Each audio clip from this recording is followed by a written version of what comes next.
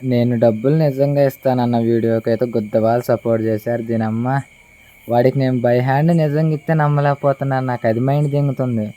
ఇదే ఇన్స్టా యూట్యూబ్లో ఎర్రిపుక్కు నా కొడుకులందరూ ఫోన్పేలు కొడతాను, నెంబర్ పెట్టండి, ఫోన్పేలు కొడతాను, నెంబర్ కొడతాను, వాడు ఏయో ఫేక్ స్క్రీన్ షాట్లు పెడితే వాళ్ళని గుద్దబాలు సపోర్ట్ చేశారు. ఏమో నా దగ్గర డబ్బులు ఉన్నా లేకపోతే నేను నా సొంత డబ్బులు ఇస్తున్నారా? నేనైతే మీ అందరికి ఒకటే క్లారిటీ ఇస్తున్నా, లిజన్.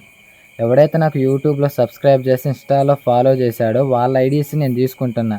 ఒక 20 ఐడీస్ నేను తీసుకొని ఒక చీటీలు వేస్తున్నా. 20 ఐడీస్ చీటీలు వేసి అందులో వచ్చిన ఐడీకి నేనే కాంటాక్ట్ అయ్యి కొడుతున్నా. నా నియర్ బై ఒక 50 కిలోమీటర్స్ యువతలు ఉన్న వాడికైతేనే నేను బై హ్యాండ్ ఇస్తా.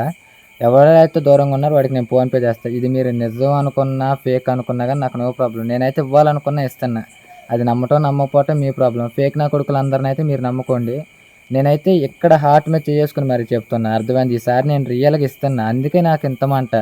ఎవరైతే నన్ను యూట్యూబ్ ఇన్స్టాలో కామన్గా సపోర్ట్ చేస్తున్నారో వాళ్ళకి ఇస్తున్నా.